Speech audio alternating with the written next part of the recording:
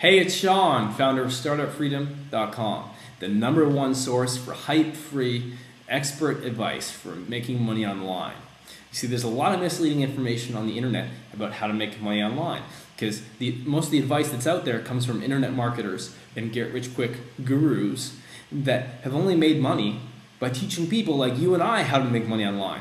So their advice isn't that reliable for making money online in a whole bunch of different niches.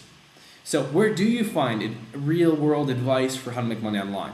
Well, that's exactly what I do here with Startup Freedom. I go out and track down those hard-to-find, successful online money makers that have businesses in a whole bunch of different niches, and I ask them how they make money online and how you can do the same. If you like this video interview, make sure to sign up for the newsletter to get our weekly email. That's right, just one email a week, that's it, that lists the videos that have been posted to the website, so that you don't have to check back to the site, which will save you time, and so that you don't miss any of the secrets from these successful online money makers. Today's clip, I'm going back to Tony Shwartz, the energy management guru, who teaches companies like Google, Ford, and Sony how to manage their energy so they can work less and make more money. And in this clip, Tony's going to show you why it's actually better that you work less hours than working more hours, which defies that common entrepreneurial myth that the more you work and the harder you work, the more money you make. And he tells a great story at the end of the video, so make sure to watch the whole thing. If you take one person, let's take two people of equal skill, Sean. One person here is working, they're both driven. One person here is working, building his new business from 7 in the morning until 10, 11 at night, barely stopping for lunch, grabbing something on the run, probably lousy food because that's the thing that gives you the most instant source of energy, and just keeps going and going and going like the Energizer Bunny. Yeah. The person on the other side is, and we know, by the way, that no human being can focus for more than 90 minutes at a time at the highest level of engagement, and no human being can do the highest, the most difficult or challenging work for more than 4.5 hours a day. That's the natural human limit as we understand it. And it's true of great athletes, it's true of great chess players, it's true of great musicians, it's true of great writers. It's been shown across multiple domains over and over and over again in a scientific way. Yeah. Well, now you have this guy spending all the energy, and then on the other side you have the guy who every 90 minutes or every 90 minutes throughout the day is taking a brief break to renew and recharge. So the person who has the continuous way of working is spending down his energy systematically, continuously through the day, so that by 5 o'clock, 7 o'clock, they're barely, they're running on empty. Yeah. The other person has consistently put energy back into the system. They're equally talented. Who's going to be the one who does better? The guy who reserves the most energy and he can focus the most. Yeah. I mean, this isn't physics, this isn't astrophysics or brain surgery. This is common sense. Yeah. Stuff that we've known for thousands of years that we've lost touch with because we're living at a pace that is so blindingly fast that all we think about is how do I get to the next thing? But then how do people like Will Smith, for example, I see motivational videos of him where he says, when the other guy's sleeping, I'm working. When the other guy's eating, I'm working. When the other guy's out with his girlfriend, I'm working. And stories in Entrepreneur Magazine that talk about, oh, I work 16 hours a day and that's where I am. Are those people actually able to sustain that, or are they just sort of propagating that myth to keep it going?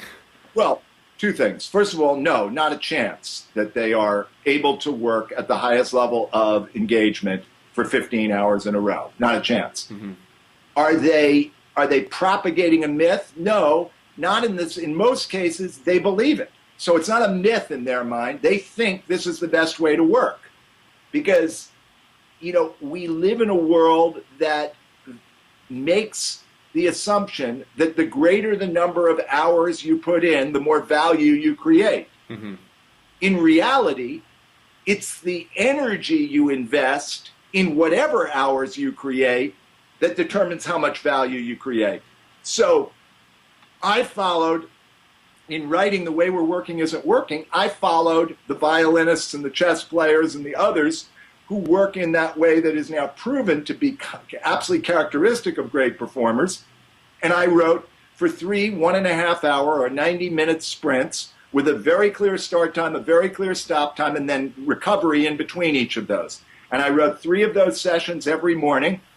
I was done by 1 o'clock, and I got my book written in 6 months. I'd written 4 previous books, none of them in less than a year. And in those other cases, the other 4 books, I wrote for 12 hours at a time. I wrote the Will Smith style you're describing. Yes. I stayed at the desk. But was I really working? Well, here's the evidence. When I did it this other way, when I focused with intensity and then refueled, I could do it 3 or 4 times as fast. So here's the deal for a Will Smith or one of these entrepreneurs on one of these videos or in a magazine. They don't know. They don't know their own potential. Listen, there's always value in working hard. And if you get one person who's working 18 hours a day and you get another person who's working 7 hours a day, the 18-hour-a-day person, if the 7-hour-a-day person doesn't understand the principles I just described and is simply putting in 7 consecutive hours as opposed to 16 consecutive hours, the 16 person will, in fact, prevail just by sheer volume. But now put them against me or a great violinist, and they will barely be able to keep up. Here's the funny thing. You know that Aesop fable of the tortoise and the hare? And we all have grown up knowing who wins in the race between the tortoise and the hare, Sean. The tortoise. Right, but that's not true. I'm rewriting the Aesop fable. What happens? The tortoise and the hare go out, and the tortoise is continuously expending energy, plodding along, jaunty, jolly, slowly, but never stopping. The hare sprints, and this is the part Aesop didn't realize, and recovers. Sprints and recovers, because that's how a hare runs. That's how a lion moves. That's how a tiger moves, a leopard, a giraffe. They sprint and they recover. Nobody but human beings runs marathons. All animal kingdom speedsters run sprints. So you sprint and recover. Now the hare gets to the end of the race. The hare goes into the clubhouse, takes a shower, gets dressed, comes upstairs, goes out on the veranda, orders a margarita, and that poor slob of a tortoise is still out there plodding along. It's a totally different reality than we have understood. Oh, I love that. That's an awesome way to put it, Tony. You need to tell that story more often.